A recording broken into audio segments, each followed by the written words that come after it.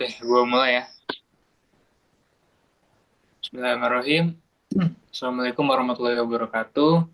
Kami dari kelompok L dan kami akan mempresentasikan hasil kerja kelompok kami, yaitu paper dengan judul Implementasi Blockchain untuk Transparansi Sistem Pengadaan Barang atau Jasa Pemerintah.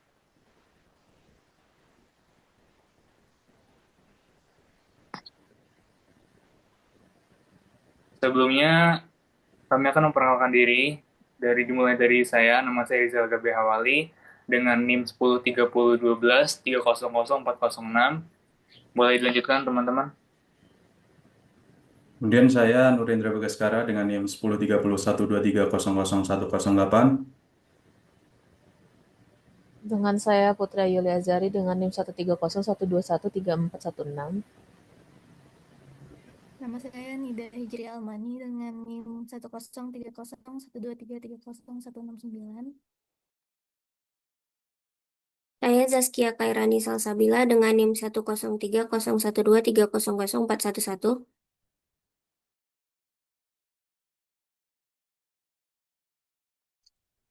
Oke, boleh di next. Oke. Untuk memulai presentasi kali ini, saya akan memulai dari bagian latar belakang. Pada bagian latar belakang, kami menjelaskan topik dasar, dasar dari topik kami, yaitu pengadaan barang dan jasa pemerintah di Indonesia seringkali menjadi celah terjadinya korupsi. Hal ini disebabkan oleh rendahnya transparansi, sulitnya pelacakan proses pengadaan, serta lemahnya sistem pengawasan. Akibatnya, kepercayaan publik pada pemerintah menurun dan muncul peluang untuk praktik korupsi. Karena itu, kami melihat bahwa teknologi blockchain berpotensi menjadi solusi. Dengan sistem pencatatan digital yang terdesentralisasi dan tidak bisa diubah, blockchain mampu meningkatkan transparansi, akuntabilitas, serta keamanan dalam setiap tahap pengadaan yang dilaksanakan oleh pemerintah. Harapannya, penerapan teknologi ini dapat menekan potensi manipulasi data dan memperkuat integritas sistem pengadaan barang dan jasa pemerintah. Baik, selanjutnya pada bagian rumusan masalah, kami merumuskan beberapa pertanyaan penelitian yang menjadi fokus utama riset kami. Pertama, kami ingin mengetahui apa saja tantangan utama yang dihadapi pemerintah Indonesia dalam mengadopsi teknologi blockchain pada sistem pengadaan barang dan jasa. Kedua, bagaimana mekanisme integrasi blockchain dapat diterapkan untuk meningkatkan transparansi serta meminimalkan potensi korupsi dan manipulasi data.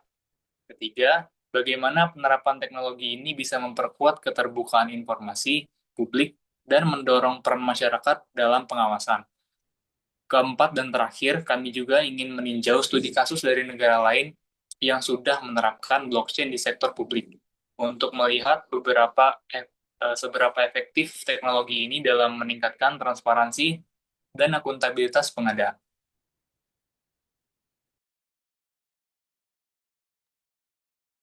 Selanjutnya ada tujuan penelitian. Tujuan kami untuk mengadakan proyek riset ini adalah yang pertama, ingin mengidentifikasikan tantangan utama yang dihadapi pemerintah Indonesia dalam mengadopsi teknologi blockchain pada sistem pengadaan barang atau jasa. Kemudian yang kedua, tujuannya ingin menganalisis mekanisme integrasi teknologi blockchain untuk meningkatkan transparansi serta mengurangi potensi korupsi dan manipulasi data dalam pengadaan publik. Yang ketiga, untuk mengkaji bagaimana penerapan blockchain dapat memperkuat keterbukaan informasi publik dan mendorong partisipasi masyarakat dalam pengawasan serta kebebasan berpendapat. Dan yang terakhir itu untuk mengidentifikasi studi kasus internasional yang menunjukkan efektivitas penerapan blockchain dalam meningkatkan transparansi dan akuntabilitas sistem pengadaan barang atau jasa pemerintah. Selanjutnya, kami berharap penelitian ini yang pertama dapat menambah wawasan mengenai potensi penerapan teknologi blockchain. Kemudian yang kedua, menjadi referensi dalam merancang strategi implementasi blockchain untuk meminimalkan korupsi dan manipulasi data. Kemudian yang ketiga, untuk menyediakan masukan bagi pemerintah dan pemangku kepentingan untuk meningkatkan akuntabilitas serta keterbukaan informasi dalam sistem pengadaan. Dan yang terakhir, untuk mendorong peningkatan peran masyarakat dalam pengawasan proses pengadaan. Kemudian lanjut ke metodologi penelitian yang kami lakukan. Pendekatan dan jenis penelitian ini, kami menggunakan sistematik literatur review atau SLR dengan jenis penelitian kualitatif deskriptif. Data kami dikumpulkan dari berbagai literatur seperti artikel dan conference paper yang relevan mengenai penerapan teknologi blockchain dalam pengadaan barang atau jasa di pemerintah. Analisis dilakukan secara naratif untuk menggambarkan tantangan metode integrasi, dampak terhadap transparansi informasi, serta studi kasus penerapannya di berbagai negara. Baik, selanjutnya di sini ada sumber dan teknik pengumpulan data.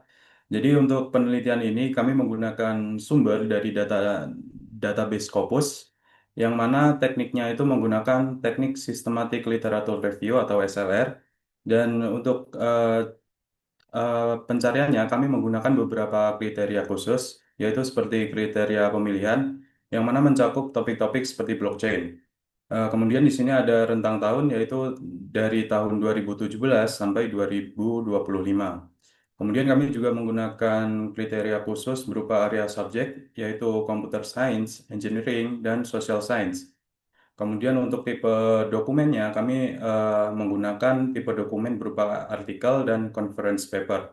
Dan untuk bahasanya, kami menggunakan bahasa Inggris dan kami memilih akses yang full akses. Nah, dari kriteria khusus ini, kami mendapatkan 16 artikel yang relevan dengan topik yang kami pilih. Selanjutnya di sini ada kriteria eksklusi. Nah, kriteria eksklusi ini digunakan untuk menyaring dokumen yang tidak relevan atau tidak memenuhi persyaratan penelitian. Nah, berikut ini adalah kriteria eksklusi yang kami terapkan pada proses screening dan seleksi kami. Nah, di sini yang pertama ada studi yang berfokus pada blockchain untuk supply chain umum atau privat, yang mana bukan pengadaan publik atau pemerintah. Yang kedua, di sini bukan penelitian empiris yang menerapkan blockchain, misalnya review artikel, opini, atau framework konseptual tanpa implementasi.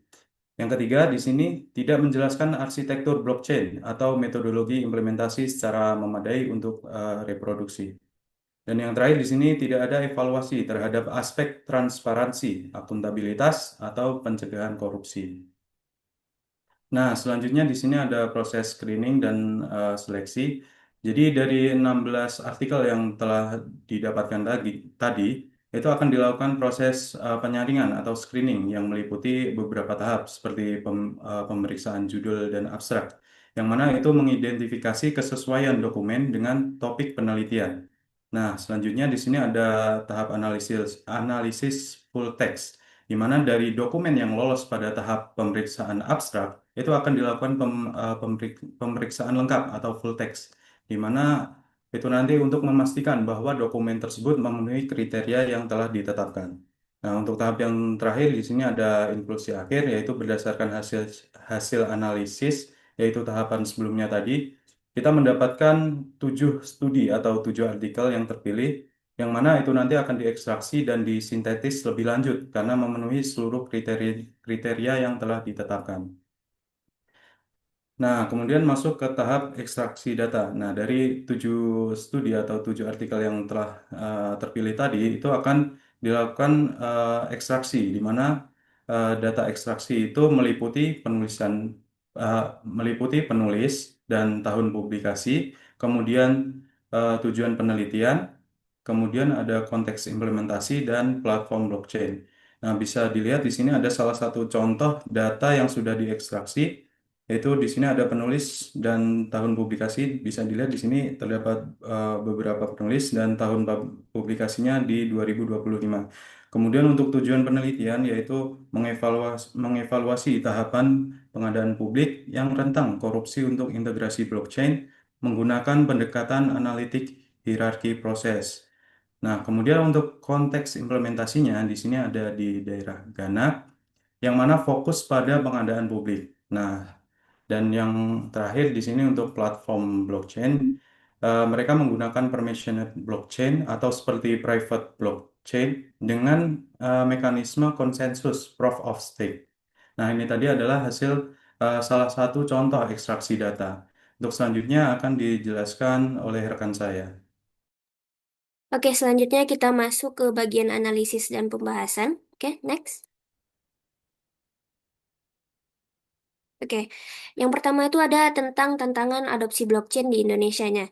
Jadi dari sisi kelembagaan sosial dan legal, yang pertama itu ada kesiapan regulasi. Nah, itu menjadi hambatan karena belum adanya kerangka kebijakan yang secara eksplisit mengatur pemanfaatan blockchain dalam ekosistem pengadaan pemerintah. Selanjutnya itu ada keterbatasan kompetensi SDM. Nah, ini tuh karena diperlukannya pengetahuan khusus mengenai konsensus, smart contract, dan lain-lain. Nah, selanjutnya juga adanya resistensi organisasi. Nah, resistensi organisasi itu dapat memperlambat proses adopsi karena perubahan sistem yang drastis seringkali menimbulkan kekhawatiran terkait transparansi dan lain-lain. Oke, dari sisi teknis sendiri itu ada masalah tentang integrasi sistem atau interoperabilitas. Jadi, karena sebagian besar sistem itu sebelumnya belum support untuk interoperabilitas dengan jaringan terdistribusi blockchain. Selanjutnya untuk isu privasi dan keamanan data sensitif, jadi informasi itu tender dan dokumen transaksi itu sering bersifat konfidensial, jadi tidak dapat diekspos sepenuhnya ke jaringan publik. Oke, selanjutnya. Oke, lalu kita masuk ke mekanisme integrasi blockchain dalam e-procurement. Jadi untuk fokus desain arsitekturnya sendiri itu ada 3 komponen ya, paradigma jaringan, fungsionalitas smart contract, operabilitas dan interoperabilitas sistem. Oke, untuk paradigma jaringan yaitu permission. Kalau permission itu dia direkomendasikan untuk pengadaan publik dan pemerintah itu dapat mengatur akses hanya jadi itu yang dapat mengatur tuh hanya vendor terverifikasinya. Terus juga permission blockchain itu melindungi data tender sensitif. Nah, untuk permissionless blockchain sendiri, dia itu transparansinya absolut, tapi tantangannya sendiri itu adalah biayanya tinggi, skalabilitasnya rendah, risikonya privasinya itu bisa dilihat seperti di kasus Kolombia. Oke, selanjutnya untuk komponen fungsional. Jadi fungsionalitas itu diwujudkan terutama melalui smart contracts ya. Jadi programnya itu berjalan di atas blockchain yang secara otomatis mengeksekusi ketentuan kontrak. Nah, jadi pemicu pembayarannya setelah verifikasi smart contract itu untuk pemicu pembayaran setelah verifikasi dan dia akan mengurangi intervensi manusia untuk menekan potensi kecurangan. Oke, next. Oke, selanjutnya itu ada dampak pada keterbukaan informasi dan peran masyarakat. Yang pertama itu jejak audit yang mutlak. Jadi blockchain ini bersifat immutable atau tidak dapat diubah. Jadi sehingga dia menciptakan jejak audit transparan dari tender hingga pembayaran, sehingga dapat mencegah manipulasi data dan potensi korupsi. Nah, selanjutnya itu untuk penguatan kepercayaan publik. Jadi blockchain ini menyamakan akses informasi bagi semua pihak dan memastikan transparansi serta membangun kepercayaan publik pada sistem bukan pada institusi. Oke, selanjutnya akan dijelaskan oleh rekan saya.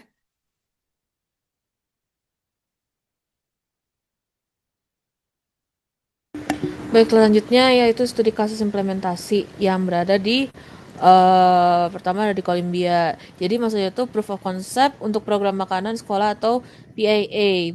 Lalu menggunakan permission public blockchain. Hasilnya yang pertama ya pasti gagal karena kenapa? Biayanya tinggi, lambat dan resiko dari privasinya sendiri. Blockchain sendiri tak bisa mencegah korupsi di luar sistem. Pelajarannya yang kita dapat adalah butuh reformasi kebijakan dan partisipasi dari sipil. Lalu kita mengambil dari Ukraina, implementasi paling sukses secara global, hasilnya itu hemat 1 miliar dolar, transparansi dan kompetisi meningkat. Kunci dari suksesnya yaitu adalah ada Open Contracting Data Standards atau OCDS, data terbuka yang bisa diakses oleh publik. Civil Watchdog atau disebut bisa Dozoro, masyarakat menganalisis melaporkan anomali. Lalu ada blockchain berfungsi sebagai modul mengunci integritas data OCDS. Mungkin bisa dilanjut aja. Oke, di sini saya akan lanjut membacakan dari kesimpulan apa sih yang kita dapat dan rekomendasi yang kita bisa dapat.